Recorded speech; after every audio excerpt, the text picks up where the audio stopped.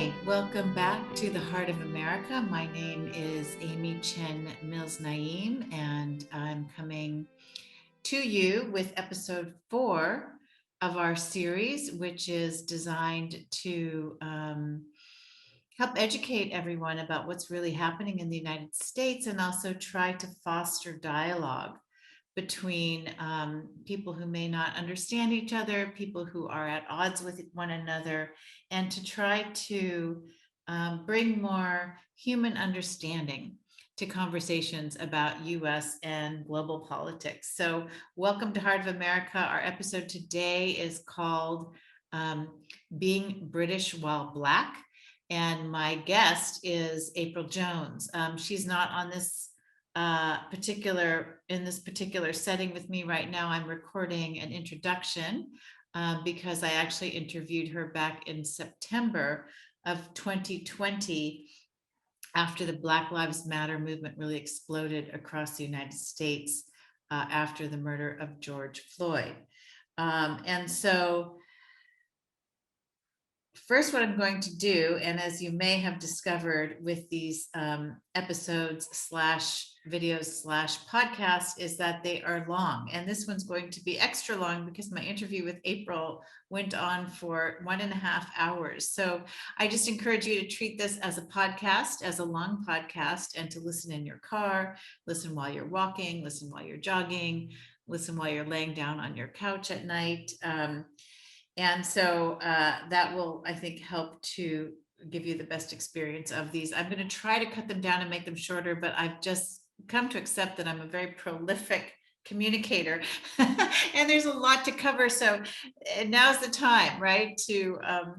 Now's the time to really get educated. It's an important time in the United States and globally. So I'm going to start with a roundup from the last 3 episodes. The first one was an interview of a Trump supporter that I did, trying to reach across the quote unquote Great Divide. The second and third episodes were called What Just Happened in America. And I had the assistance of Del Addy Jones with those to talk about what is QAnon, what happened at the Capitol, what was the insurrection about, who was involved, and where is all this misinformation coming from in the United States? I want to just circle back to what we talked about in episode 3 of What Just Happened in America, part 2. That was the title. We talked about the spiritual community, especially online during coronavirus, because we were all online at that time. And at this current time, for many of us still suffering with the effects of the coronavirus. One of the interesting things that I discovered when I was on Facebook and looking at different groups, someone sent me a group. It was actually somebody's page, like a personality page, or maybe just a simple profile page. And it was a man who was talking about the end times to come, but in terms of a great awakening or a great spiritual, the light was coming in and everything would be wonderful. And, we would be in this next era of fairness and equity and love and light and all the good things. What was interesting about that is that as this man started to post closer to the election, he brought in Donald Trump as the bringer of the light. So people were starting to get a little confused, but he was trying to pull them in a very QAnon fashion to believing that Donald Trump was somehow, sort of this mystical figure, this mystical spiritual savior of the world. And people were buying into it. This man had thousands of followers on his Facebook page. So I looked into him. I don't remember his name right now, but a friend of mine sent me, this page and showed me what was happening there. And when I looked into this man's background, I discovered he was a Turkish oil industry executive, a Turkish fossil fuel executive. And I thought, what the HELL is this guy doing, putting out QAnon information? And my hunch has been for some time now, and I haven't found any really good articles yet or good journalism around this. I'm open to an article if you want to send one to me or provide a link in comments. around the global fossil fuel industry, which includes, of course, a lot of Russian oligarchs and billionaires and millionaires, and Putin himself, and many others in the Middle East and elsewhere, who I think are realizing that their time has come, and that we need to transition off of fossil fuels as rapidly as possible to save most life on Earth. That's just a fact at this point.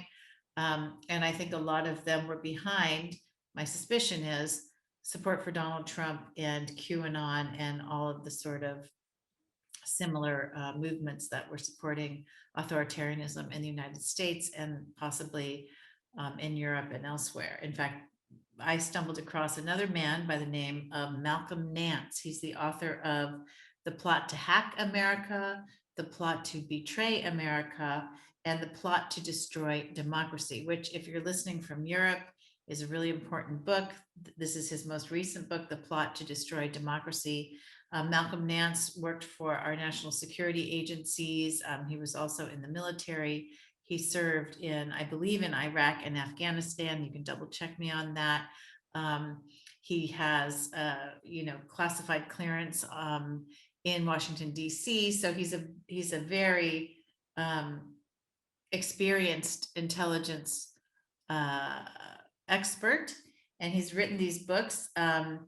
And the one that's called The Plot to Destroy Democracy is related to Putin's attempts to establish Christian white hegemony around the world via authoritarian government and via, he's had, if you've done any reading on Putin, his background and his psychology as a KGB agent, a former KGB agent, he has been stewing in resentment for some time about Hillary Clinton's pronouncement of elections in Russia as being unfair and not transparent. And his MO seems to be that, democracy is not going to support white Christian hegemony nor the fossil fuel industry for much longer, and therefore democracy must come down. This is an attack on all European democracies in NATO and the United States via Donald Trump, who many people think is a Russian asset. There's a lot of evidence to support this. His personality suits it, his experiences in Russia. And as some of us know, there were a number of GOP Republican officials who traveled to Russia on the 4th of July. I believe this was in maybe 2019, possibly 2018, but I believe it was in 2019. I'm not for sure. And had meetings with Russian officials. We don't know exactly what went down. So when we're talking about racism, when we're talking about white supremacy, the implications for just the thinking along these lines, the philosophy of white supremacy, are profound in terms of our democracies across the world. So this is a link that I'm really hoping that people will start to make for themselves. I'm going to be going into the interview with April Jones in a heartbeat. I'm going to describe it a little bit, but I've been reading this book called Caste. It's one of a few books that I've been recommending to people, including White Rage, these are both historical books. I sometimes have an issue with the term critical race theory, because I feel like, a lot of American people, when you start talking about critical race theory, they just shut down. It's an academic term. What we're really talking about, or at least what I would like to promote as a first step for a lot of white Americans and white Europeans, is simply becoming educated. This book, Caste by Isabel Wilkerson, is about how America has really been a caste system, the United States, and so has India. And she compares these two societies, and then she brings in Nazi era Germany. And she has extensive documentation, she's a journalist and a historian now, about how the Nazis actually studied the eugenics I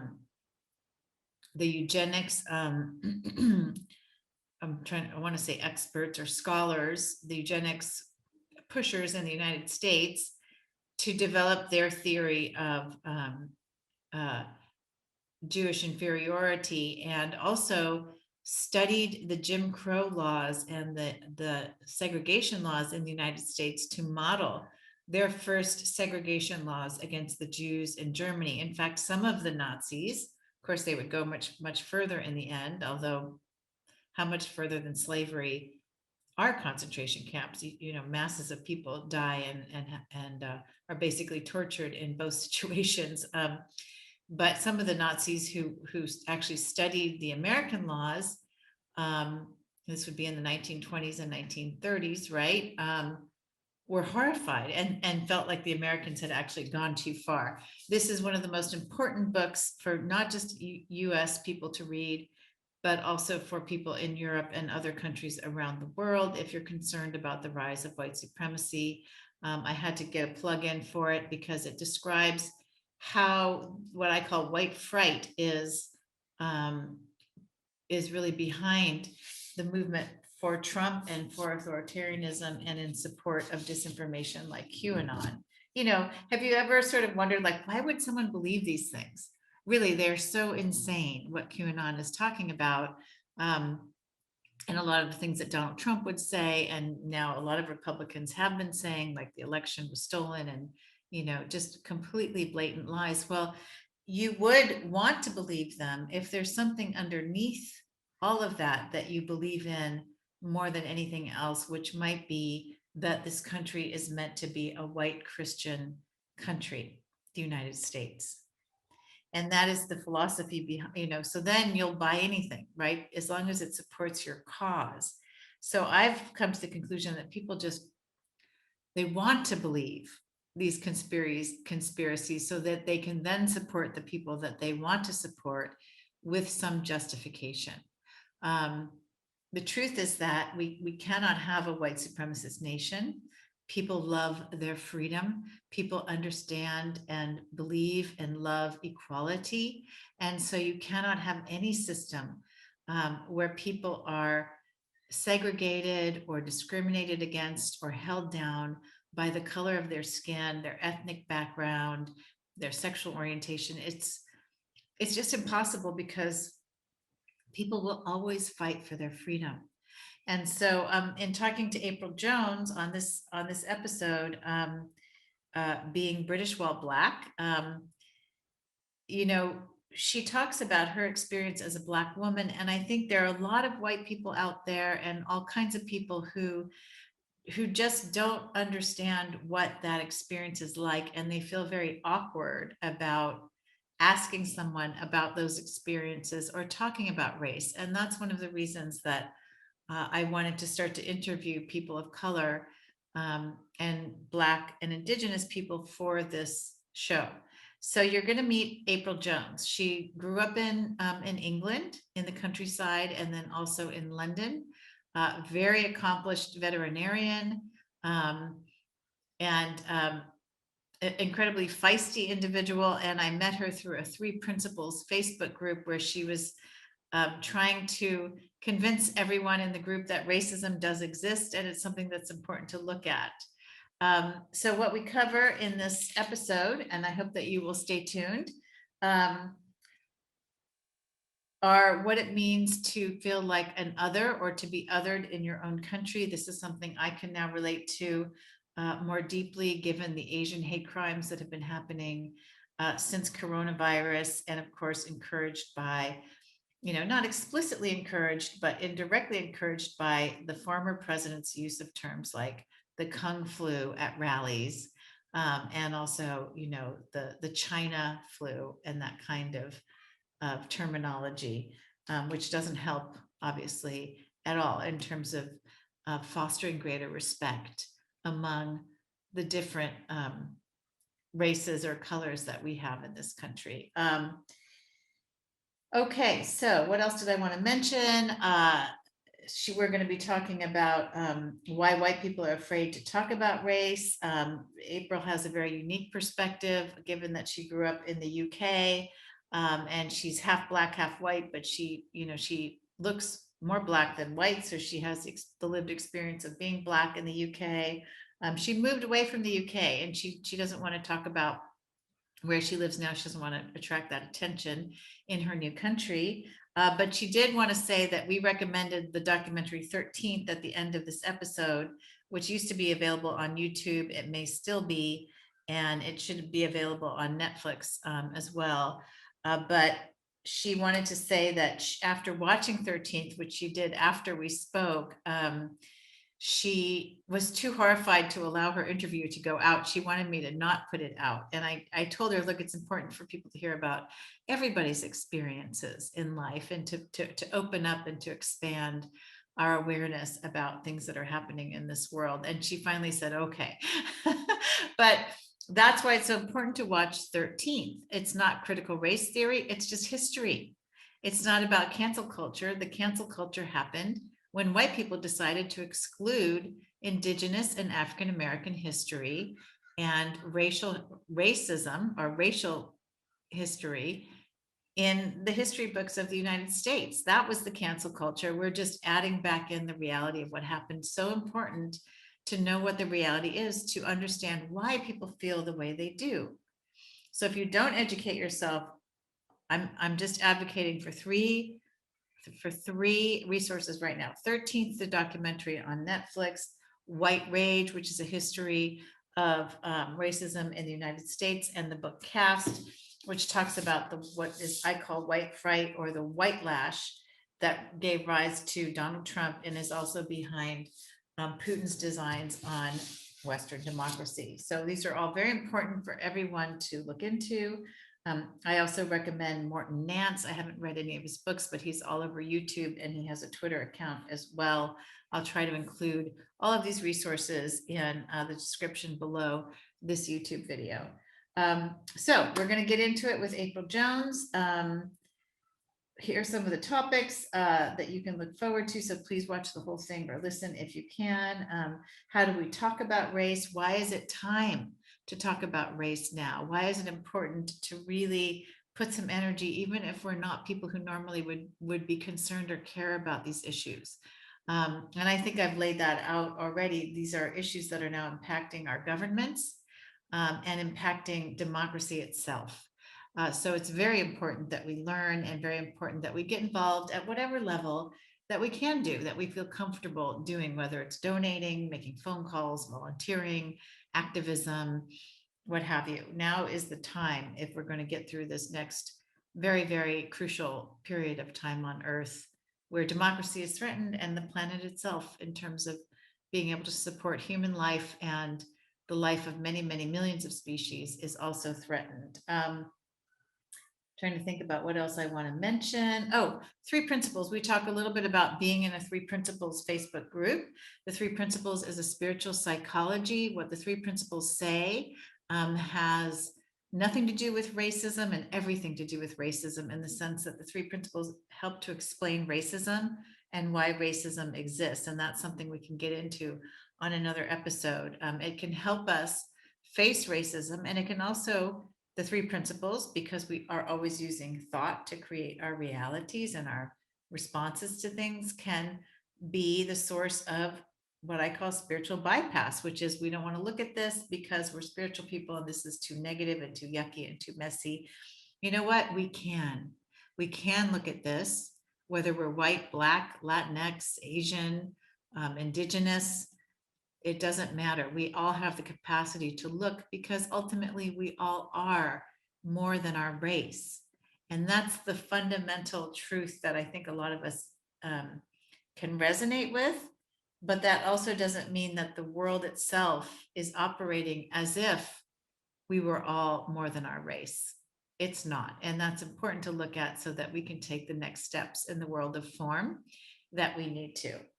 Okay, let me see. Being British while Black, the white lash. Oh, stories about being British while Black in obviously in the UK, including an encounter with neo-Nazis on a train. Very frightening to hear about, but also very enlightening. What can white people do now? The importance of embracing discomfort and really recognizing racism as something that we can look at in ourselves and in each other without judgment, but as something that does exist, So just like looking at any thought form that we may have that is not helping us, we can look at racism as a thought form that we may have, as a kind of conditioning that we may have, forgiving ourselves and our innocence for adopting this way of thinking, and then reaching inside ourselves or looking inside ourselves for something that is much, much greater. And that's a very rewarding journey. It's an expansive journey, and it's a journey of greater love and understanding. I'm talking to April Jones today, and I'll just give you a little background. April and I met through social media, and I'd been hearing about a Facebook group, which shall go unnamed, where someone was trying to point out systemic racism and really getting a lot of intellectual pushback on that. And having gone through my own experience, a tiny, like minuscule experience of trying to point out racism around the use of the term Chinese flu and Kung flu, and getting exhausted from like just 2 days of that. My heart went out to these reports I was hearing, and it ended up sort of exploding into a big conversation with the person who ran the group, and then another webinar. And really the person we haven't heard from is April. And so I'm just going to introduce her a little bit. April Jones is someone who studied the 3 principles, psychology and understanding, and we're going to hear more about that.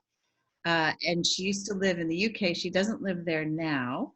I believe, you're a practicing veterinarian now, is that right? That's right, yeah. Okay, yep. cool. So here's the bio. I mean, it's pretty long. It's a very illustrious bio. April began her veterinary career at the University of London, where she obtained her degree, and then she went on to set up her first clinic in 1984 and was awarded London Vet of the Year in 1996.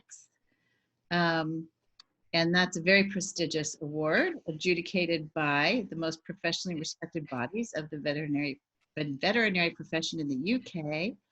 And also she has served on a number of other sort of in different positions as a veterinary advisor to Thames Television, vet for the London Metropolitan Police, expert witness in court as a veterinary advisor to various law offices, appointed by the Royal College of Veterinary Surgeons to give evidence to the House of Lords Select Committee, wow, on the amendment of the Dangerous Dogs Act, member of British Government Panel on Housing and Dogs, chaired by Sir Roger Gale. To me, it's so impressive. And then, of course, all the British titles make it sound even better, and the prestigious, the body of the words are all just, to me, they sound kind of like highfalutin.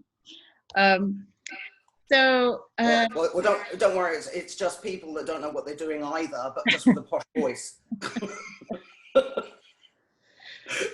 So anyway, so I did a webinar with someone for that group, and that'll be out. I'm going to put it. It's out already, but I'm going to put it on my channel soon. And but April, I wanted to talk to April because she has a story. And I was wondering, April, do you want to talk about your background first? Because I don't know, are you fully Black? Are you mixed? Are you, tell us about your background a little bit, and then maybe your story of your childhood and what, how racism impacted you. And then I know you want to talk about race as an illusion. And I'm very intrigued about that, because to talk about racism, we have to talk about race, but then to say race is an illusion could go either way, right? It could justify this side or something else. So I'm really curious. So first tell me about your, where did you grow up, and how did you experience race growing up, or when did you first realize? Yeah. Well, my mother's English. Yeah. She's white. My father was Liberian. He's dead now. And they met when he was in London studying. And I was conceived, but he went back to Liberia. So I never met my father. Mm.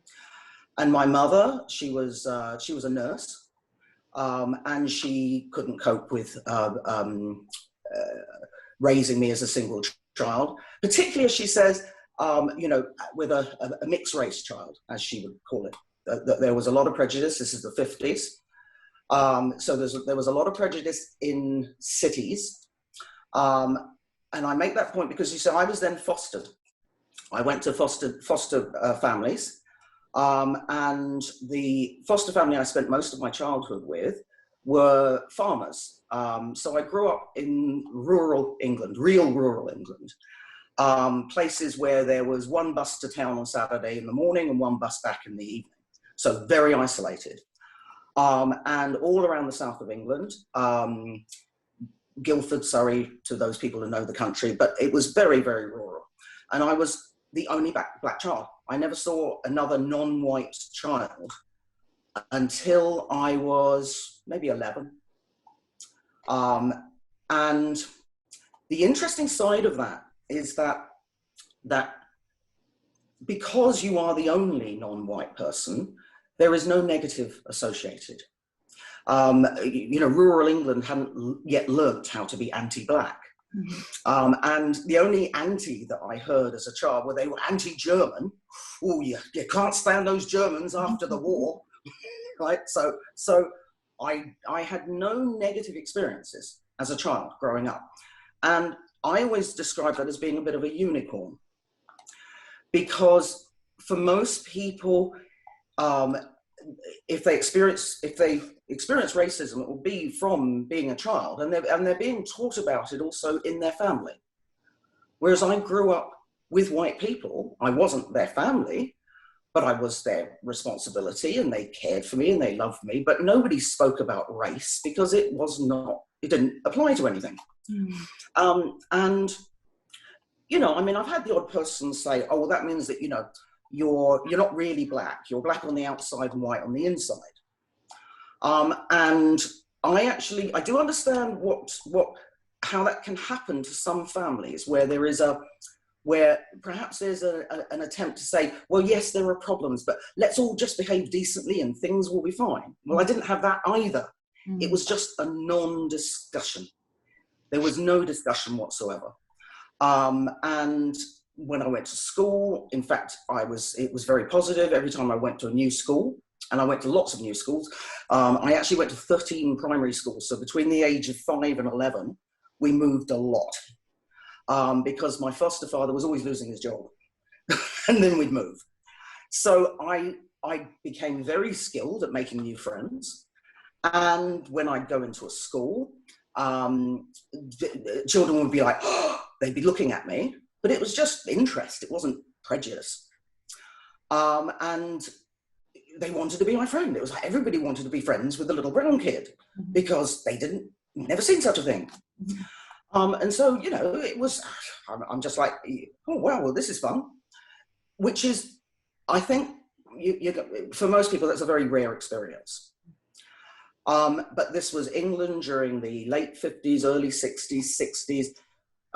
There were problems beginning in cities where there was a big influx of West Indians. And so West Indians were hitting racism in London. And in the cities, you know, port cities, you'd have anti-black or anti-foreigner sentiments, because it was about people fearing their jobs but also there was, you know, there was this colonial feeling towards non-white people that somehow they were inferior. But these are things I didn't know as a child. I knew nothing of this. So when I'm 11, I went to a boarding school. I was very fortunate that I went to a boarding school where, again, very, very fantastic headmistress.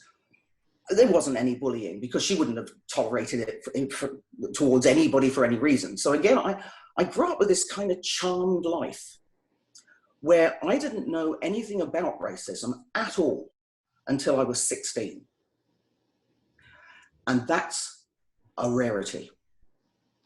But I remember the exact second that I realized that I was other. And I was walking home from school and I was back living with my birth mother at that point in time. She'd been given a flat in London. So this was London. And I was walking back from school and I looked up and I saw a building where they were pulling down, but there was scaffolding and iron against the building. And somebody climbed up on the building and spray painted the words, "Kill the niggers." And I looked at the words and I suddenly realized they meant me. Mm. And I vomited on the spot that I had never been other. And at that moment, I became other. And the effect was visceral. I mean, when you're 16, you don't even want to sort of have a hair out of place, let alone vomit on the pavement in front of the public. Mm-hmm. But I vomited. Mm-hmm. So for those who say, well, it wasn't that bad. Actually, when you're otherated in your own country, it is awful. Because you can't wash this off. You're walking around with your otherness. And, you know, I've had a discussion with one lady. She said, oh, it was just as bad for the Jews. Well, yes and no. Mm-hmm. You know, that being Jewish, some people will say, oh, well, that person looks obviously Jewish, but it's not as obvious. One does have choices. But in this skin, you're other. And it was from then on that I started to see the world was actually different, depending on the situation, because of this nanometer of skin. And I became very good at observing these differences. Small things like, I mean, I wanted to be a veterinarian since I was 4 years old. That's all I ever wanted to do. I grew up on farms, I grew up around animals. I adored animals. So I wanted to be a vet from 4 years old. That was it. And I was lucky, I was academic. So all the things all the hoops I needed to jump through were easy. I got into veterinary college, and it's a 5-year course. So at the first 2 years are pretty academic. But towards the end of the second year, my tutor came to me and she said, oh, April, you know, we've been talking about you in the staff room. You know, I just wonder if you could come and talk to me. We're a little bit worried. So I'm like, what have I done? You know, I don't remember being drunk. You know, I literally had no idea. So I went to the staff room and she said, you know, we've all been talking, we're wondering what you're going to do when you qualify. Now, I'm in the second year of a 5-year course. We're not thinking about what we're going to do when we qualify. And I said, well, I don't know. She said, well, we're a little bit worried, you know, if you're going to set up your own plate, which means open your own practice. And because, you know, you're the first non-white veterinarian to qualify in England. Wow. And I'm like, really? Okay. And yes, so we're worried, you know, with the racism and things, how you're going to be, you know, how it's going to be for you. And Amy, you know, what's amazing is it hadn't even entered my consciousness, but suddenly now I'm terrified. So, and I'm like, well, I don't know what I'm going to do, but thanks for the heads up. Because, but as I say, it was, and in fact, working as a veterinarian, to be honest, yes, I mean, I've had those moments. You know, I had a couple of interviews that were particularly unpleasant, but I was lucky in terms of the first job I had was amazing. And I went for an interview. It was actually in a very, very wealthy part of London. And I went for the interview, and the guy who was employing me, he was Welsh. And I say originally, of course he was still Welsh, but he'd managed to master a very, very, very British accent to cover his Welshness, you see? Because when he went to university, being Welsh was a big problem, because there was a lot of anti-Welsh feeling. And So he learned to speak with a very British plum BBC London accent. And he spoke just like that all the time. And anyway, so he interviewed me, and he must have liked me. And he said, well, I'd like to offer you the job. And then he stood up to say goodbye. And he said, no, and he went very red in the face. And he said, now, I'm going to say this now, and I don't want to talk about it ever again. If any of my clients have a problem with the color of your skin, they're no longer my clients. Goodbye. See you Monday. Now, I did not appreciate at that point in time. I was 23. I didn't appreciate actually how amazing that was. I have appreciated it since. But he gave me an opportunity that was, I mean, I was best paid graduate. I worked in a very, very beautiful part of town. I was very well paid. But you see, I took it all in my stride because I hadn't grown up thinking that I was lesser. And that's the difference. And what I mean is that I grew up white. I grew up feeling like I deserved to succeed. I didn't feel grateful that he gave me a job. Why wouldn't you give me a job? I'm amazing. Mm-hmm. I grew up with a good sense of self-esteem.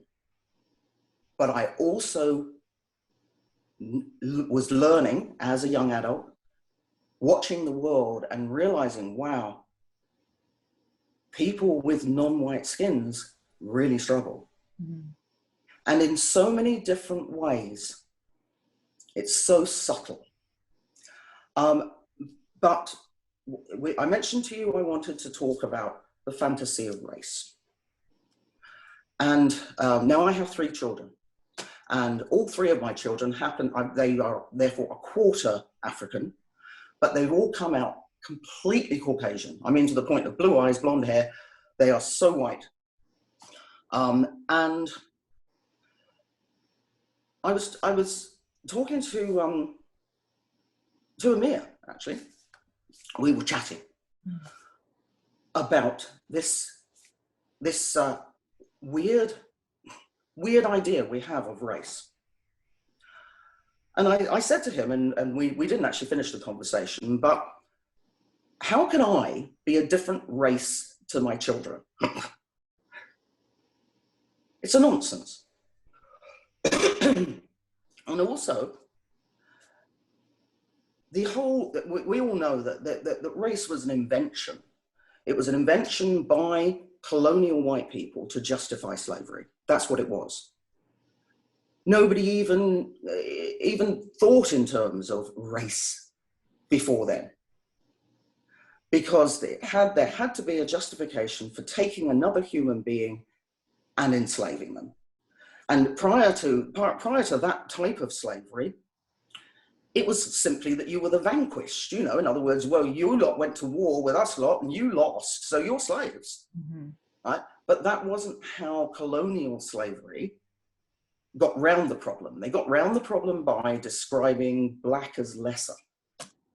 And that meant that they could all sleep in their beds and not worry about this thing that we're doing. Because, they're God's children, but they're not quite like us, are they? They're not like us. They're slightly down there. They'll be like us eventually.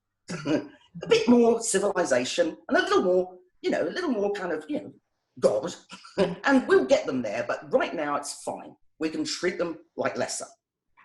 400 years later, still going on. So yes, when are we going to be, when is that black skin not going to be a reason to treat people as lesser? Mm-hmm. When's slavery going to end? And going back to my own childhood, the point about these beliefs are absorbed through childhood. They're almost absorbed through your skin.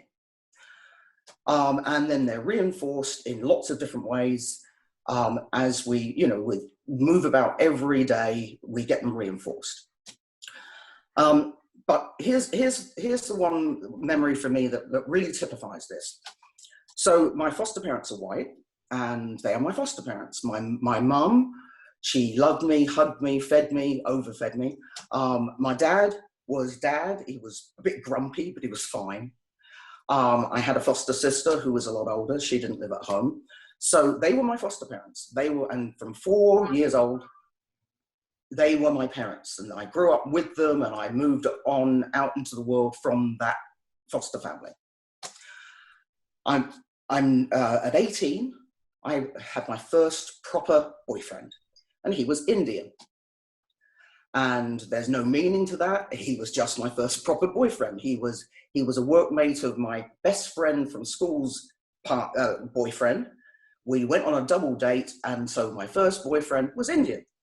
And he was Hindu, and he was Brahmin, which is very high up in the Indian sect. They're very sort of a very caste system. Mm-hmm. So my first boyfriend, Joshi, I went home for the weekend to introduce my boyfriend to my foster parents. And of course, it's your first boyfriend. Weren't we all terrified? Taking home our first boyfriend. Would he mess up? Would they mess up? What was it going to be like? Are we going to be allowed to sleep in the same bedroom? Oh my God, oh my God, oh my God. So anyway, but we drove down to Brighton, where they lived, and stayed the weekend, and it was wonderful. My dad and Joshi got on like a house on fire. My mum cooked and fed us, and it was all magnificent. It was fantastic. Big relief.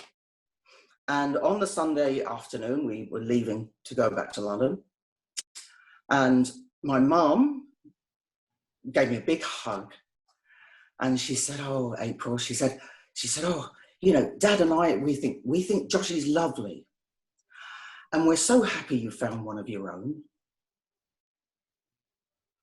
What?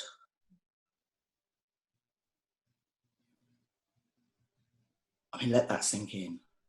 He's Indian.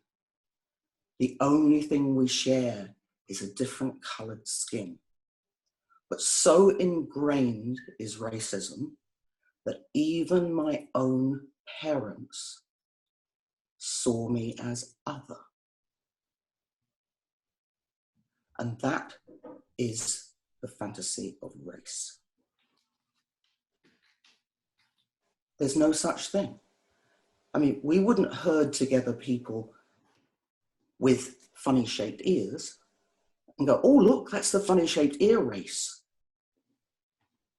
It's a fantasy.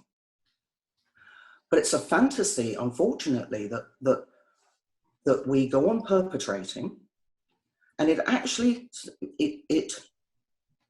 it suits the hierarchy that we keep considering ourselves as Black or Asian or Latino. Look at America. How come there are Latino Americans, African Americans, and Americans? What are white Americans? Nobody calls them white Americans. Now, people will say, well, African Americans decided that for themselves. It's playing into exactly the same thing of saying, keep yourself as other. Nobody even queries when somebody says, well, look what Trump's done. He's improved the income for Black Americans, as though somehow their income shouldn't be as good as white Americans. It's only while we continue this fantasy of Black or Latino or white. It's a nonsense. No, I'm a veterinarian. No dog looks at another dog and goes, "Whew, not talking to him. He's all white." It might be, it's a pit bull, perhaps. Maybe not then. Yeah, but you know the thing about it, Amy, right? I adore pit bulls. Most vets adore pit bulls. They're wonderful dogs. Yeah. The media's done a very good job at making you hate pit bulls. Yeah. And they've also done a very good job at deluding people into thinking that black people are dangerous, just like pit bulls.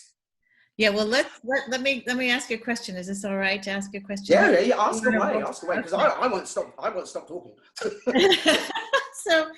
So I'm hearing all of this, and you know, when you say Americans, who are the Americans? Well, I can tell you that there are a lot of white Americans who feel like, hey, we're actually the Americans. Everyone else is sort of invading our space. And as a half Asian person in the United States, you know, I've been thinking when the Chinese flu thing came out, that was when I really was like, oh, people are attacking Asians. And I know that there's been Chinese racism and Asian racism and the internment camps for Japanese here. But it was the first time I think it really hit home to me as an adult person, like, oh, I could be attacked just walking down the street because I look Asian. And I mean, it's not likely. It's nowhere near what the Black or Indigenous or Latinx experience is here in the United States. But I started to reflect on even like buying my house in the suburbs. You know, I did this when I was single. My mother helped me. My mother is fully Chinese, and it just felt, my neighbor had an American flag flying, you know, and not that that's wrong, but sometimes you associate that with a certain like white America stance, and it doesn't have to, but we're starting to feel that way because it's so often, you know, that's the case. So I remember buying the house and just feeling like I am like an imposter, like I don't deserve this house. Why? How do I have this house? You know, like it just it felt odd. Like it would take a while for me to maybe be accepted, and this could all be in my head, but it's part of that othering. And I think what I've experienced lately in listening to you and hearing stories and listening to like Lloyd Fields, who worked with my father and who I worked with in Mississippi and North Carolina, who's Black, and Ray Lewis, you know, people are you know, frightened at this time, because we do have a president who has done white supremacist dog whistling and used Nazi symbology in his campaign, you know, which I wrote an article about. I mean, it's a whole series of things that he's done, including going back into his history. And so on the one hand, there are also white people on the Trump side who would say, well, let's not talk about race. Why are we even talking about race, right? Like, forget about it. Just like you say, April, you're so right. It's an illusion. Let's not talk about it. Let's forget about it, and then we'll move on. And I see that from the spiritual community a lot. Is like, well, if we don't think about it, I even saw Morgan Freeman in an interview say, racism, what racism? That's in your mind. Now, he may have changed his mind since that interview. So, you know, he basically said there is no racism. So I know there are a lot of nuances and it's complex, but can you tell me why we would be talking about race now, or racism, versus just like, let's pretend like it's not happening? Well, I actually, to be honest, I think it's because it's now become time. And the reason it's become time is because of the internet. And the fact that my daughter's generation, she's 21. Her generation really, I mean, they still have racism. You know, in other words, it's not that it's disappeared. It's just that it's been very, very eroded by exposure to all these different nationalities through the internet. Yeah, it's a beautiful thing. Yeah, it is. It really is. Now, my daughter, as I say, she's very, very white, and she can report back to me that no, it's not dead. even in but you know what's different. I mean, I had a young girl seeing practice with me a couple of months ago, lovely girl, and so she has to do work with a vet for a few weeks before she goes to vet college. And I can't even remember what got us onto the subject, but you know, it was very interesting. She was very comfortable to talk about race. She's white. She's Caucasian. And I said, oh, come on, play this game with me. All right. I said, answer honestly. There's no right or wrong answer, but answer me honestly. If you could be reincarnated and you had a choice to either be black or white with one leg, right? What would you choose? And she went, I'd be hopping.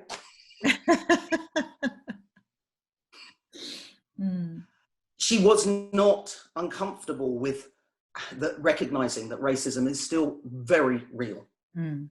It's extremely real. I mean, we could spend 3 hours of me telling you, recounting anecdotes of when it's happened to me. But you see, the point is that I go into every situation expecting to be treated equally. So that disturbs the status quo a lot.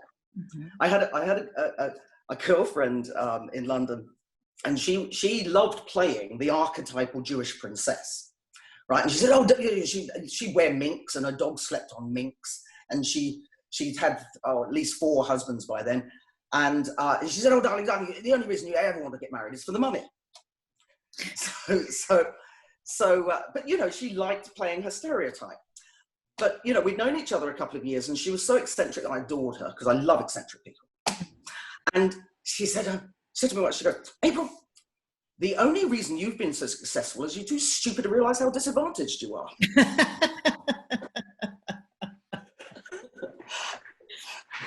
And in a lot of ways, she's right. Yeah. I just blundered through life going, that's a bit odd. That's a bit odd. That's very odd. And then, you see those. And then there was that throwing up moment. Yeah. Then there was that throwing up moment. Yeah, which is. But I'm saying. Yeah. That throwing up moment made me aware. But as I moved through my life, of course I encountered it, but I never accepted it, because I never felt that that's all I deserved. Therein lies the difference. When I lived in London from being 16, 17 years old, so I became a Londoner. And the area that I settled in was actually, it was about 1/3 West Indian, 1/3 white, English, 1/3 Irish. And very settled, very peaceful community. But the truth of the matter is that those West Indian boys had a 27% unemployment rate. They couldn't get jobs. People wouldn't give them jobs because, oh, well, you know, black boys this, black boys that. And in England right now, I mean, we talk about America, the situation in England is just as bad. The incarceration rate for young black men is ridiculous. It's higher than America. That these youngsters grow up, and it's okay, fine, they're not likely to be killed by the police as they are in America, but they're much more likely to go to jail. Now, really, honestly, can anybody, particularly people in 3P's community, believe that criminality is inherited, passed down through the genes? Oh, you know, well, they can't help it, you see, that they're in jail because, well, you know, they're just inherently criminal. Really? Really? Are you stupid? Yeah, I don't even think, I've seen that argument a lot. Well, there's so much black on black crime. And I want to say, well, where are you going with that? Like, what is the point of that? And even if, I mean, in fact, I looked at the statistics, there's more white on white crime. And I can't remember if that's just because there's more white people or if the rates are higher actually. But I do want to just acknowledge too, this internalized racism that can happen. Yeah. Like with me in the house feeling like an imposter the whole time. And that was also being a single woman, being an Asian single woman buying a house. And you know, that was, no one said anything to me. No one was mean to me. I mean, I just noticed everybody was white in my neighborhood, but that was me. And yet that doesn't, we could say from a three principles perspective, that's what we work on when we're talking about thought. We're talking about how we can do this and continue the narrative in our own minds. And that way, and I know Sydney Banks would say this because I actually have a recording of him talking about this, which I'm going to put on my website as soon as maybe the election's over, when I get a free moment. Yeah. But, he's saying, like, sort of like the self-empowerment approach, like, don't let that get you down. Don't let those thoughts get you down. Now that, to me, and I'm just going to put this out and then I'll let you comment, doesn't let white people off the hook. No. That's the whole point. To me, that's the part we're not getting. As I see those conversations happen in spiritual, not just principles, but spiritual communities, it doesn't mean that white people get to continue to help perpetuate the system in whatever way they may be, or that we shouldn't speak up about that system. That's my view. I don't know if you want to comment. Well, back something you said just a moment ago, really, to me, does make the whole three P's thing so stark. You were aware of your non-whiteness when moving into that white neighborhood, whereas for me, that's normal. That I walk into an all-white situation with a sense of I have a right to be here, and I know that is rare, and that immediately gives me an edge. However, it doesn't make me delusional. My type of upbringing is rare. My experience is rare. The expression, show me the child of 7 and I'll show you the man. By the time most Black children in London or America or white countries reach 7, they've already internalized a low sense of self-worth. They've already learned from the media, from their peers, from their teachers, that they are lesser. And the other thing that we all need to, and I think this is why any discussion of racism causes such upset. The thing that people really struggle with is the fact that we are all racist. I'm racist. In my practice in London, I became aware that if a West Indian client came into the practice to register, I was more likely to think that they weren't going to be able to afford me. That's racism. I'd absorbed that whole lie. Now, statistically, it may be true, but about that individual, I know nothing. And I keep reminding myself and other people, we are all racist. You're racist. I'm racist. All those people in the 3Ps group are racist. They just don't want to recognize it. Yeah. And so they get upset with me. I know, and that's interesting to me because, well, let's talk about this. Although I know you have these other stories, like I think it was your story that you moved to the country. Oh yeah, crazy. And then the story on the train. Well, let's get to those, but just while we're on this one topic, and then let's actually, that might fit in well because this is the reality of racism. These two stories that you have. I'm thinking, why aren't people willing? And I have to say that I kind of know, because there was a white racism class we offered as part of our Extinction Rebellion group here in Santa Cruz. And I could never find the time to go. Like I thought it was a great idea. I supported it. I helped to publicize it. But there was a part of me that was like, well, first of all, I get a pass because I'm half Chinese. So I don't have to go. I can claim that there's racism against me.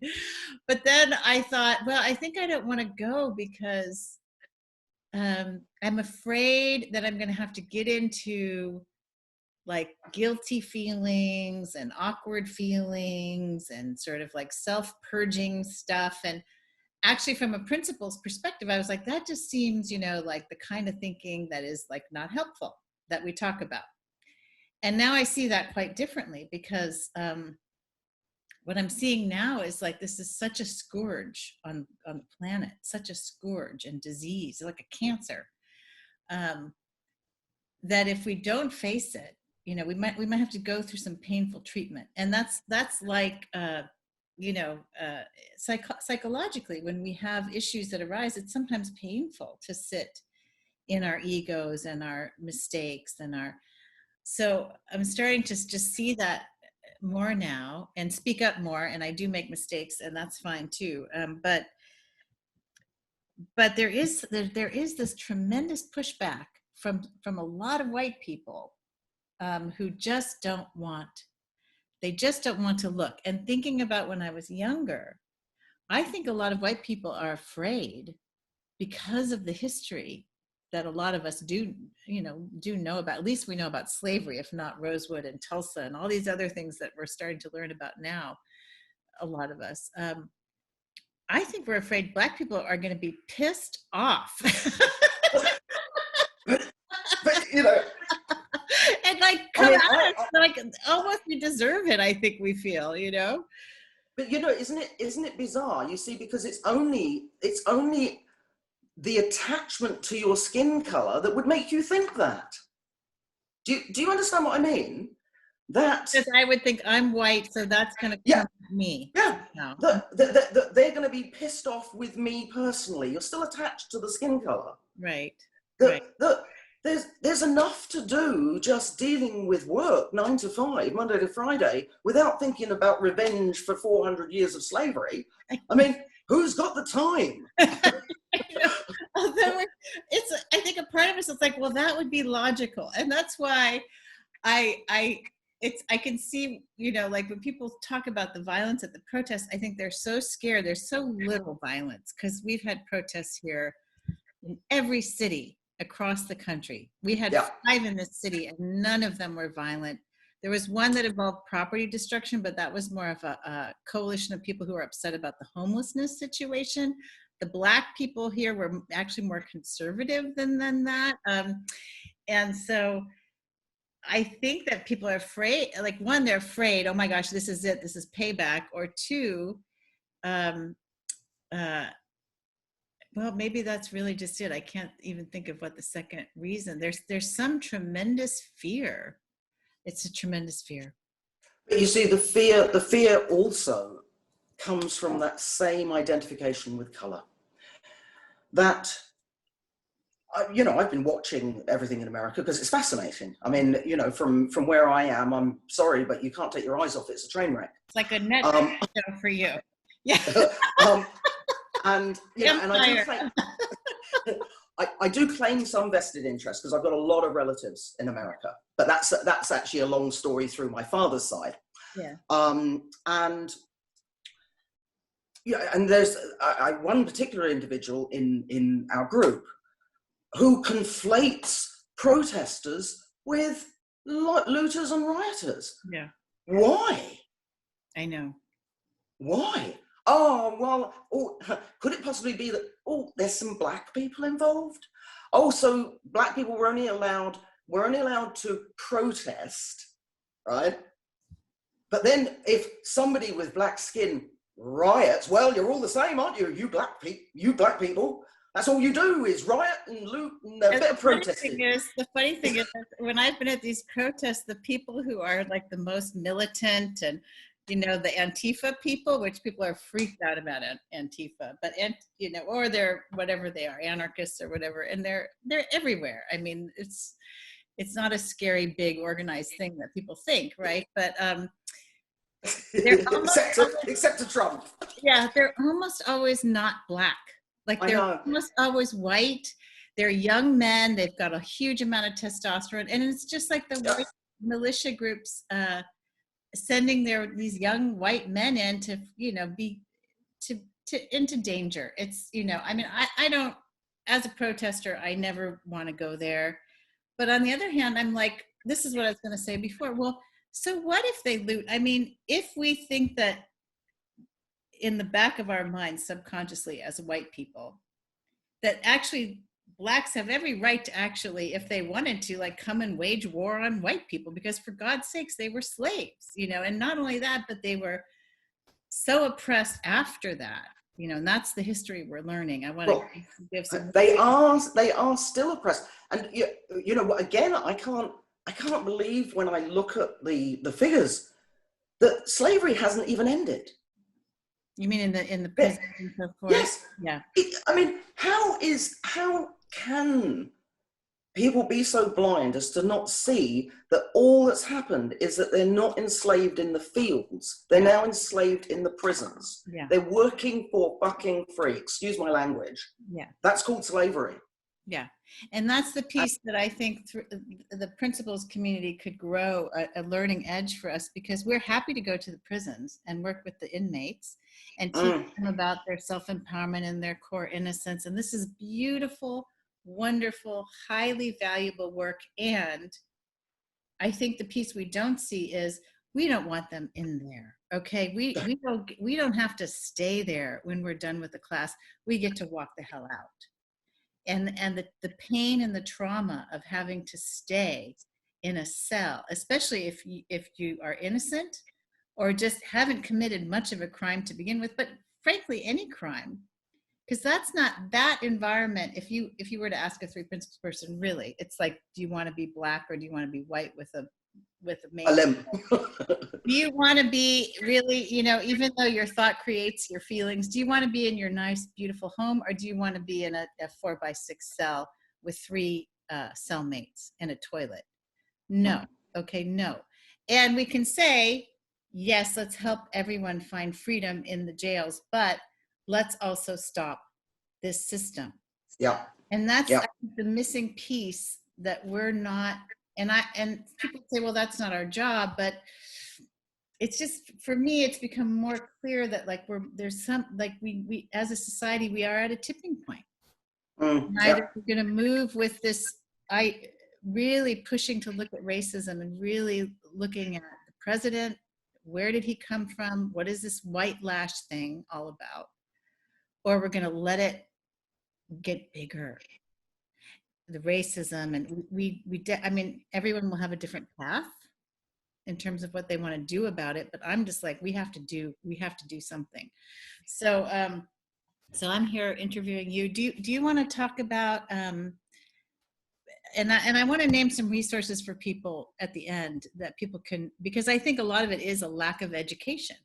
A lot of people don't know what happened after slavery ended, that suddenly there were all these laws against black people, or put on black people, that anything they did practically, they could be sent to jail, and that's where they would then end up being slaves.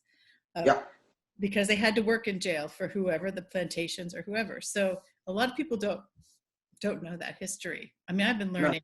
No. I didn't really know it. I kind of knew it vaguely, but not with the precision and the detail I know now. So tell me about your stories, though, because people say, oh, well, okay, this is, people don't know. And then they're like, well, let's just not talk about racism. If we don't talk about it, it won't exist. And yet you went to the country and moved into a house in England. Oh, yeah, yeah. If you could talk about that story and the train story. Well, I decided after 20 or nearly 20 years of working in London that I wanted to kind of slow down a little bit. I just had a third child quite late in life. And so my partner and I decided we'd buy a house out in the country. And that I would go down to a sort of 3-day week, and, you know, we'd live the idyllic country lifestyle. So we found a house, and absolutely glorious in this beautiful little village. And, you know, and the house was fabulous. Didn't realize that it came with a nearly attached neighbor who was, let's say, a little racist. And only been there a few weeks before this guy was on my doorstep screaming into my face, "You get out of here, you go back where you belong, coming down here." playing your jungle music, right? Right? We don't want your sort around here, blah, blah, blah. And it was, I mean, it was horrible. It was horrible. And, you know, he would lob stones over the house that nearly hit my daughter. He would just do just awful things. So me, in my innocence and my sense of self-entitlement that I was given as a child, called the police. Because when crimes are committed, you call the police. That's what you do, right? So along come the police, and, you know, they speak to me and they speak to him, and they come back but, you know, I said to them, you know, this has been going on. I'm really upset about it. You know, now he's throwing stones and that's threatening my child. So there was a fairly new law that said such things were against the law. So he was prosecuted under the act incitement. I think it's racial incitement or some big long law, where basically you're not allowed to abuse people because of their race or religion or whatever. Okay, great law, fantastic, lovely. We end up in court. When I arrive at the court, I eventually find the prosecutor, you know, the public prosecutor, and he said to me, he said, your neighbour, is he very rich? This, by the way, is a West Country accent because we're in the West Country. Right. Is he very rich? So I said, no, he's just a pensioner. Well, he's got this big London barrister. That must have cost him a pretty penny. Right? So I'm like, really? That's really odd. And indeed, we go into the court. And I mean, I had done a lot of legal work before then, so I knew how the law worked and how, you know, barristers, you can tell the ones that are very, or think of themselves as very, very sort of up there. And there's this barrister, and he's so out of place in this little kind of rural court, right? So he's all sort of dressed for town, and again, you know, with a very, very hoity-toity, well-educated, barristery voice. So I'm like, this is really weird. So anyway, so I'm called into the witness box, and I thought that the case would probably take an hour, and that he'd be given a small fine, slap wrist, don't do it again. It went on for 6 hours. Right? 3 hours. He had me in the witness box trying to basically say, you know, that you know, I'd misunderstood. And I hadn't misunderstood. It was, as you know, as I say in my piece, he was guilty as a puppy sitting next to a pile of poo. And at one point, the barrister realized he wasn't getting anywhere. And at one point he said, now, Miss Jones, do you realize that we could walk across the road right now into the record shop, because we still had records back then, into the record shop, into the music shop, and I could show you a section of music called jungle music. And I mean, at that point, I'm just looking at him like, are you kidding? Mm. And I said, sir, do you expect this court and this bench of magistrates to believe that old man knows the difference between the finer points of hip hop and rap? Mm-hmm. To which everybody, I mean, the whole court just descended into laughter. Mm-hmm. But what was unbelievable is the lengths that he would go to and who paid for this man. You know, in other words, this was a very, very expensive lawyer. He would have been imported by somebody who said, we can't have our people accused of racism. So 3 hours and it was just horrendous. It was horrendous because I could see what was being done.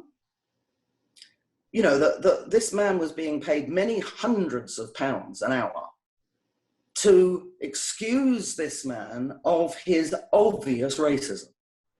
That's how, when we talk about systemic racism, the lengths to which some system kicked in to not have this white man convicted of a racist act.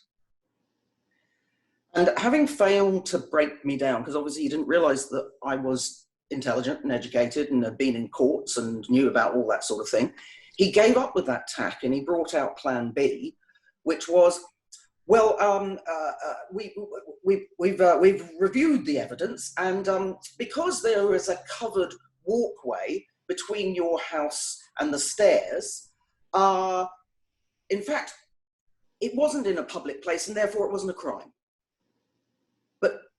And it was dismissed on that basis. But he wanted it to be an acquittal, that it wasn't racist at all. But he couldn't do it because he was dealing with somebody who could not be bullied. And that's why, for so many people, they're too tired to keep fighting these things, to keep, you know, I mean, another time I was stopped for driving. I had a lovely sports car, and I was stopped whilst driving this sports car outside of London. I wouldn't have been stopped in London, but outside of London, it was fair game. And he stopped me, then realized that I wasn't a black man, because I've always had short hair, that I wasn't a black man, I was a black woman. But by then he'd already stopped me. And the reason that he gave for reasons for stopping me was that I had fancy lettering. Now, I had a number plate where the letters were slightly Romanized. I don't know that anybody would be stopped for having fancy lettering on their number plate. What I was stopped for was being black, owning a nice car. That's what I was stopped for. And your cops don't have guns, do they? No, they don't have guns. I mean, I can be really rude to cops, yeah. And frequently have been. I wish our cops didn't have guns. Like, you know, unless they were going into a situation where it was known that people were barricaded in a house with guns or something. But even when the police come up to the door, the first thing you see, because you're looking at their hips, are the guns. Yeah, it's horrible. And I don't have a gun, you know, and suddenly this person has all this power, and I'm a white person, you know. Heaven forbid to feel as a black person, you know, like this could be it, which is what I hear from black people, that every time they get stopped, they think this could be it for me. Yes. That is insane, you know. Actually, yeah, I'm going to tell you my only experience with your black police officers. Yeah. Well, he wasn't a police officer, he was an immigration officer, but same difference. I took my sons on holiday, and we were going to the Caribbean, but we had to fly through Miami. And it's the first time I'd been on holiday. The kids, they were 4 and 14. And at that point, your children were on your passport. So we arrive in Miami, and then we've got about an hour before our plane leaves for the Caribbean. And this is my first experience of America. Never been to America or through America or whatever. So we have to pass through immigration, and there's a huge, big white immigration officer, and he's armed, which it's like, wow, okay, that's weird. I'd never seen an openly carried gun, so it was very weird. But anyway, so me and my 2 kids, who are, like I said, they're white. And they're on my passport. So he looks at the passport, he looks at me, he looks at the children. He flicks back through the passport, he looks at me, he looks at the children, he looks at the passport. I swear, 4 times, right? He looked at me and then at the children. And then he said, "Are these your children?" And I said, "Yeah," right?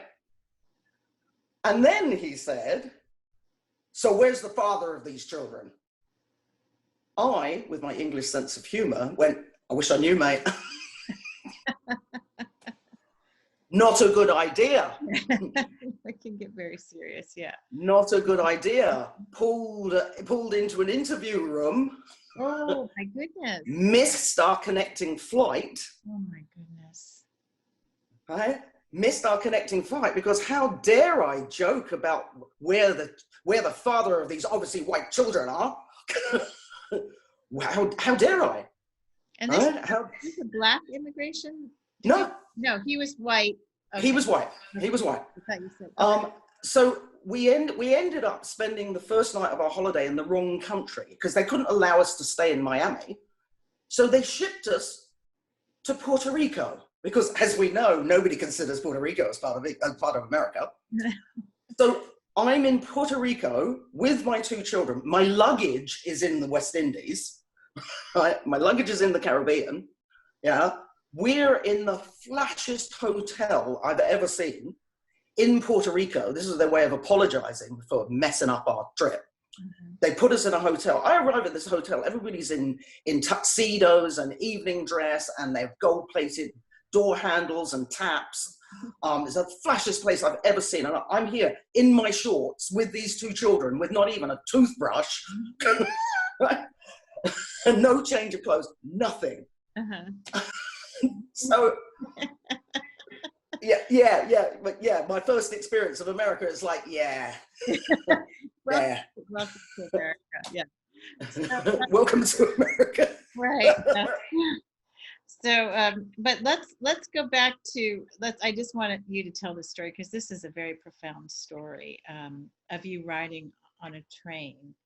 And you tell it actually as though, like, if you hadn't have seen your own race, you might not have been able to do this. But there's more to it than that, I think. You know, it's a very deep story because it also shows how deeply a mindset can be in a group of individuals. So yes, you were on a train and this was in England. Well, I was traveling back from the north of England. I'd been doing a court case. I used to do a lot of expert witness cases.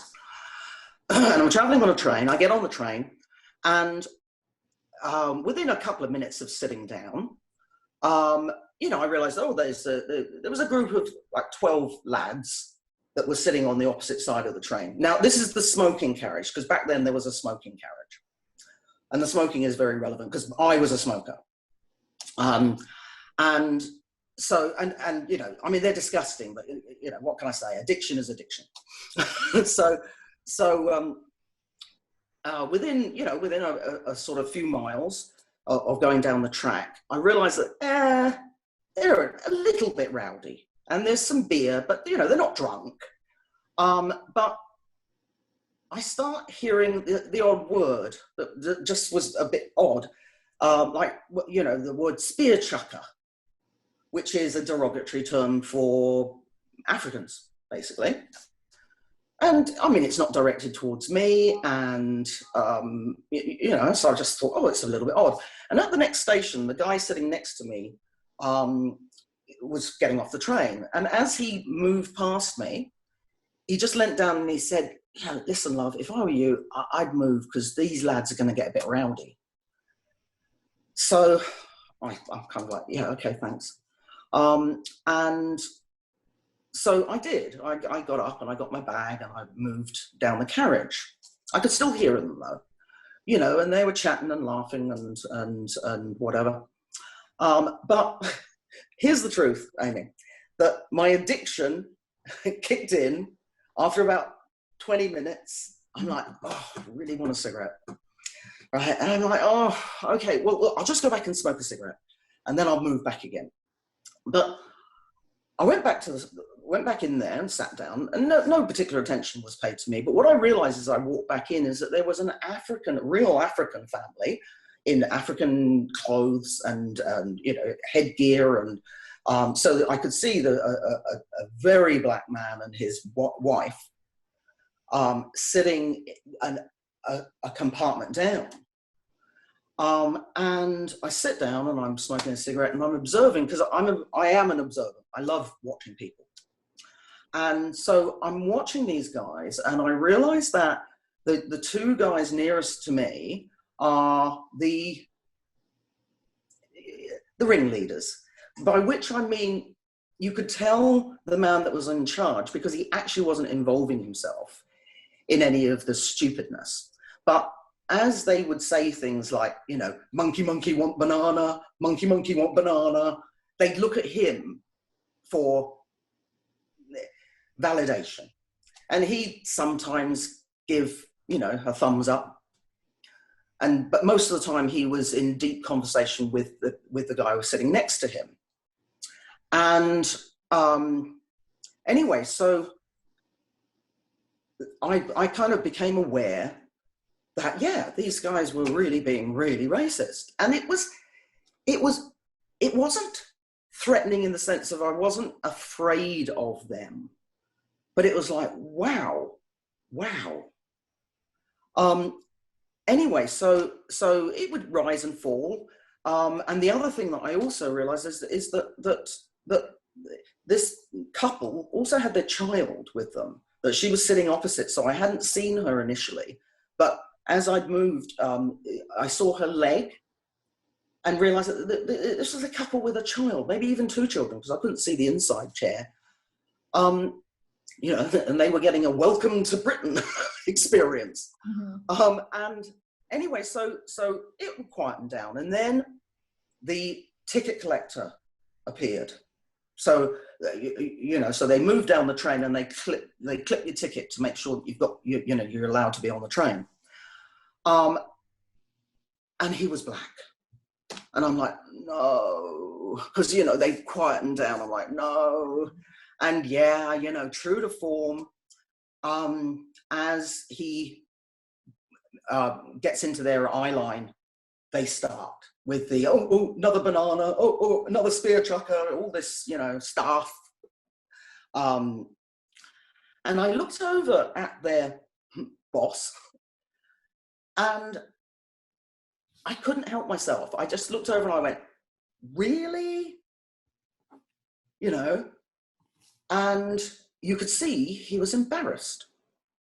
And the ticket collector, as he came past me, he looked at me in the eye and he clipped my ticket, and he basically motioned his head towards the front of the train. And I could tell, you know, that what he meant was, you should move. But he didn't reply to them in any way. He took no notice. He just moved on. But anyway, their leader moved over and sat opposite me, and his, you know, seat buddy moved with him. And for the next 2 hours, we were engaged in conversation as he explained to me that, you know, they weren't unemployed thugs. They all had jobs, and he wasn't from a broken home or any of those things that he believed, you know, people like him had these damaged backgrounds.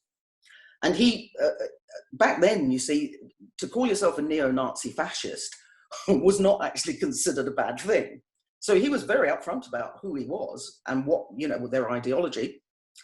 And they were going to London for a rally. There was a rally of basically right-wing groups like him. And he discussed at length how, you know, how Black people had never contributed anything towards culture, not like the white people with their music and their literature. You know, and it wasn't their fault, but, you know, as far as he was concerned, you know, he doesn't want the white race being polluted by these sub-races. And, you know, he doesn't want them destroyed off the planet, but he would like them all to leave his country so that they can go back to their own country and basically progress in the way that, you know, was intended at their own rate, so that, you know, they could become more civilized, but at their own pace. And I said, well, what about people like me? My mother's white, my dad was African. And my children, I said, are completely white. And so he said, well, come the revolution, I'm afraid you'll have to die. And I went, and my children, if you want to save your children, you'll have to hide them. Because, you know, there's been much discussion about the fact that we need to erase all these non-white genes from the gene pool. And what was weird, Amy, was, you know, this guy was actually charming. He was even attractive. And he was actually, and you know these things, you know, I mean, he was a lot younger then, but he was attracted to me. There was no disgust from him. It was ideology. And the way in which he spoke about killing me and my children was, there was no anger. There was no aggression. It was just a job that would have to be done. And I said, are you kidding? Because we're getting close to London now. And I said, are you kidding? So come the revolution, you're going to shoot me and my children. And he said, oh no, I couldn't shoot you. I know you now and I like you. He said, but I'd still order for you to be shot. And we got off the train, and his mates by then were a little bit, you know, a little bit worse for the wear for the booze, but they weren't drunk. I mean, but they had gone very quiet, and while he and I were having this discussion, and they couldn't figure out at all why he was talking to this monkey. You know, it was quite clear that they were very confused. What was going on? You know, but as we got off the train, and he took my bag and helped me down from the train. And as he walked away, he went, well, have a safe journey home. Nice to meet you. And I said, I hope you have a nice rally. God. Oh gosh. You know, and I think that's what people don't, so many white people need to listen now, because we don't have those experiences. This is the white half of me speaking. And to say that there's no racism is insane. And then but I'd love to take the charge off this word in a way, because the fear of being called a racist, as you were speaking about the man who lived in the country and was throwing rocks and saying all these racist things to you, and then he couldn't, the community could not be seen as racist. To be able to say, look, I'm racist. You know, people are horrified by, like, they call that, like, you know, like the thought police, that we're all supposed to now say we're racist, and that's the liberal left, you know, sort of, you know, we're going to force everyone to think the way we do. But to be able to say, yeah, you know, I think I am racist, and probably we all are racist because we've grown up at swimming in racism. Yeah. What do I think when I see sometimes a Chinese driver? You know, like, I think, oh, maybe they're not a good driver, and I'm Chinese. Okay, so you know, all of this is there, and I remember first going into my dad's projects that he started in South San Francisco, which was with all Black people, and who he had sort of hired to do this project. So they were running this project in South San Francisco, and I remember feeling in the very beginning so uncomfortable, like, I don't know these people, I don't know the culture, I don't know what to say, you know, all of this. And there's also the class difference as well. And it's, in some ways, I think what the principals can do, and maybe you can speak to this, what they can potentially do is allow us to be uncomfortable without being afraid of being uncomfortable. Or to even say, you know, I'm racist, and I also have a lot of subconscious screwed up thinking. I know that because of the principles. So racism is a part of that. And also I know that deep inside of me, that's not who I am. Or not even that deep inside of me, but that's not who I am. But that gives me the freedom to look. Does that make sense? Yes, it does. And you know, I remember, and it wasn't a long time ago. I mean, I would say it was possibly 10 to 15 years ago when I suddenly became acutely aware of my own racism. And it was deeply shocking that, and I'm still aware of it because you see, it's such a reflex that you can't turn it off. You can only be aware of it. But once you've seen it, you can't unsee it. Mm-hmm. You know, I have a saying, and it's like, you cannot step back from knowledge. Once you know a thing, you can't unknow it. And it was that I realized that every time I was shown a photograph of a black face, I would have a split-second negative reaction. And it's so quick that until you allow yourself to see it, you'll miss it.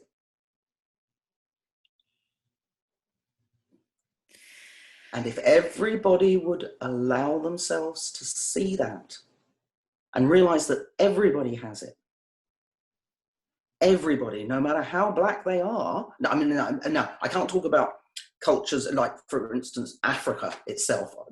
I'm talking about white cultures with black people. Mm-hmm. That if we allow ourselves to see that split second and go, oh my God, that's what it is. That split second of negative reaction is learned racism. And we all have it. We all have it. We've learnt it from, I worked with a nurse, lovely nurse once, and we were talking about race. She said, oh, you know, she said, oh no, my family's pretty cool. You know, they're not racist. And I said, are you sure? And she said, yeah, no, I'm pretty sure. I said, all right, close your eyes. And think back to when you were a child and think about your dad's face when he said the word Maori. And she shut her eyes and she went, oh my God. And she realized that her father, every time he used the word Maori, his lip would curl. He was teaching her with his lip that there was something hooey about Maori. Mm-hmm.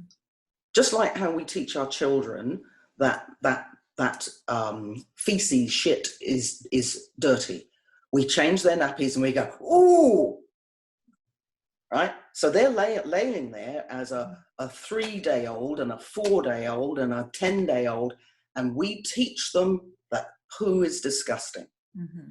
We also teach our children that black people, Maoris, right? We don't have to say they're lesser because our mouths are saying it and our faces are saying it. And then we go into a society where the only time that black people appear in the news is when they've committed a crime. And when they commit a crime, there can be a white person who's just killed somebody, but they will only just have a little kind of piece in the newspaper. But a black person that jaywalked, front page, got to send them to jail, those dangerous jaywalkers. We're being reinforced again and again and again. But more importantly, we reinforce it ourselves by saying there is a them and an us, because there is no them and us. There's no such thing. Yeah. It's fantasy. You know, I think that's where everyone needs to start to go. And the first thing is to acknowledge that we have thoughts that are about them and us, and then to allow that to be uncomfortable and have I've had tender moments with people who are black, who I've worked with in the past, and like being hesitant about asking a question or calling them, and then really getting a response that's so loving, actually, you know, like not what I expected. I thought there'd be more anger or more pushback or something. And you know, these tender moments, I think, are really available to us if we're open. And there was something else I was going to say, but now I'm forgetting. But just the sense that just because we're racist also doesn't mean we're bad people, because we all have this thing, I'm a bad person, but we're racist and we're good people too. And if we can really accept the racist part, then we can start to get rid of it. I mean, I remember I was on I'm doing a lot of social media because of the election. I'm a little addicted. I think I will be until November. As long as I have a project about the election, I'm okay. But a lot on social media, and there was a woman saying about those minorities, and she was a conservative. It was on like a Fox News, group or something with Tucker Carlson, and well, she kept saying the minorities, and I was trying to respond to her because we had entered into a discussion. And I said, I think the problem here is that I can't get behind this. The way you're talking about minorities, I don't even know what you're talking about. Like, to me, they're a part of us, and you're sort of singling them out as like this group of people. And I don't want to claim the high road here, because I'm sure I've done that in the past, but it's something had shifted for me where I was like, why are you even seeing them as a separate group from you? I know. So, and I know there's so much more we could get into, but we're getting to an hour and a half, so I don't think anyone will watch this if we go too long. But if I wanted to ask you a question to maybe close, and then we could offer some resources for people who want to educate and help out, which is now is the time, as you say. What would you, knowing the principles, and we didn't even get into all that, so we might have to do a part 2, but knowing the principles, and knowing life and knowing your experience and looking at the world, what would you like for white people to do now? I think I've just said it, actually. I think I would ask that everybody really sit and allow themselves to realize that they are racist. It's not, and that's not an attack. If we don't accept that, we'll never move forward. And that's black people as well. That we all are. We cannot have lived and been raised. And once you realize it and you see it and you go, oh my God, I do that, don't I? Realize your humanity, that if you've been shown something since the day you were born, you will accept it as true. That's actually the first step. Beyond that, I think there are people much better placed than me to say, well, we could do this, we could do that. But actually, nothing will move until every single one of us realizes our own racism. And that's what I see missing. That when I start to talk about it, it is uncomfortable. And people, I've had so many people say, you sound so angry. And it's like, I'm not angry. I'm just telling you, this is how it is, right? The projection that it's coming from me, it's not, it's coming from them. That I've had people say, oh, I don't even read what she says, And it's like, no, you don't read it because it makes you so uncomfortable. Mm-hmm. And I'm sorry for that, but I'm not going to dumb it down for you because it makes you feel uncomfortable. I really don't care whether you feel uncomfortable. You need to see this is real. And, as I say, within groups, I'm always having these other people's opinions thrown at me. There's nothing that you can throw at me that changes my own lived experience. And I'm one of the lucky ones that grew up not feeling lesser. Can't imagine what it feel like in other places. So what do? We encourage people to accept that disowned part of them. It's disowned, and that's why when we can talk about racism without getting upset, then we've actually acknowledged our racism. It's there. Well, I just feel like there's so much more we could talk about, and I'm conscious that really we can't really will be hard to Yeah. sit an hour and a half. Fair enough. So I think this has been so rich, and I think there's more we could talk about, more awkward things we could talk about, embarrassing things. I think a lot of white people are just afraid of the whole topic. So I think even to hear people talk and express things that they haven't heard before. I just want to recommend just two. I'll keep it simple. There was a video I saw too, but now I'm not remembering the name of it. I do have it on my Facebook timeline that Lloyd Fields shared about the history of the Confederate statues in the United States, and it takes in the whole history of the United States.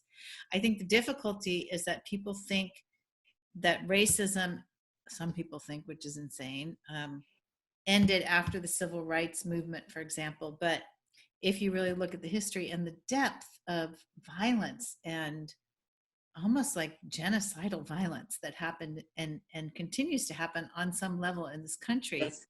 how can we say, that there's no racism? So the documentary 13th, which you may have seen, which is on. Yeah, I haven't actually seen it. I've had it recommended because where I am, I actually don't think it even screens here.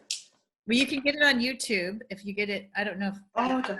there on YouTube, but it was for free on YouTube, and I could watch it 5 times and get more info, because it's so much info I forget, and then I watch it again. I'm like, oh my God. And so well done, very well done. And for the conservatives out there, who's that guy who was in the, it's got this white conservative guy talking, which is so surprising. And now I'm not remembering his name, but it'll come to me. And then also the book I'm reading, White Rage. And that also covers this history. And I think that's just so important for us to understand. If we don't, people think we're canceling history, but actually it's like, no, you're updating it. Yeah. White people canceled history. Yeah. Right. There's this whole history. We never learned Tulsa, Rosewood. I mean, in so many other cities where just insane things have happened.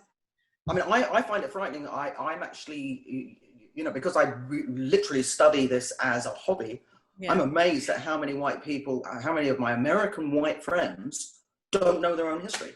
Yeah. They don't know these things happened. Yeah. Yeah. Even a lot of people don't learn this history. No. Yeah. No, it's been erased. But it's so important because the mentality that created this violence, until we really look at it, it's continuing somehow. It continues generation to generation, and sometimes more subconsciously. But I think that's the piece people don't see. But anyway, so do you have any resources that you know of off the top of your head? No, not really, because it's not something that is addressed really. I don't think in 3Ps, and in terms, I'm carrying around my resource around with me all the time, Amy. Yeah. But even at my age, I mean, I still here. I do want to share this story. When I was young, I used to think that some clients' slight negative reaction towards me was because I was young.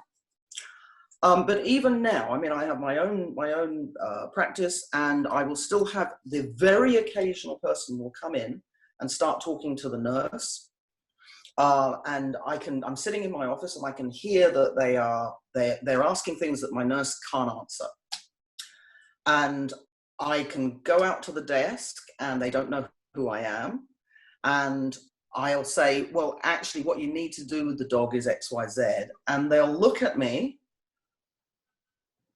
with a weird look and then go back to talking to the nurse. Right? And afterwards, the nurse and I will laugh and go, yeah, we know what happened there. She thought I was the cleaner. As I say, I don't have any research material because I've been living the research.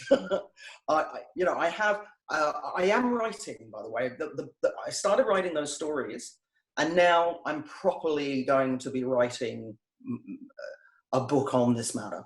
Okay. So that will be my resource, because as I say, I'm lucky, I'm fortunate. I've had a charmed life. Yeah. But it doesn't change.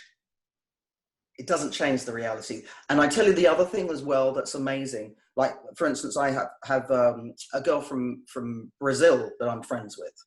And she is very much my coloring. She has very African hair and a very African look. And it's amazing that within an hour of meeting each other, we could share the same experiences. That in Brazil, the blacker you are, the poorer you are. Yeah, that she and I, we may come from completely different backgrounds, but we share the same experiences. And the same when I talk with Maori, the same experiences, the same lack of respect, the same issues. And then I then have to deal with people telling me it's not real. It's like, it's real. It's real. Yeah.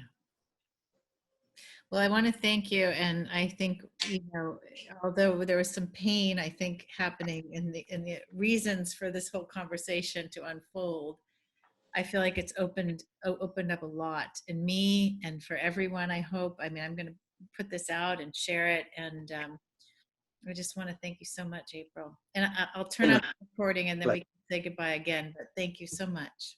Okay, no worries. My pleasure.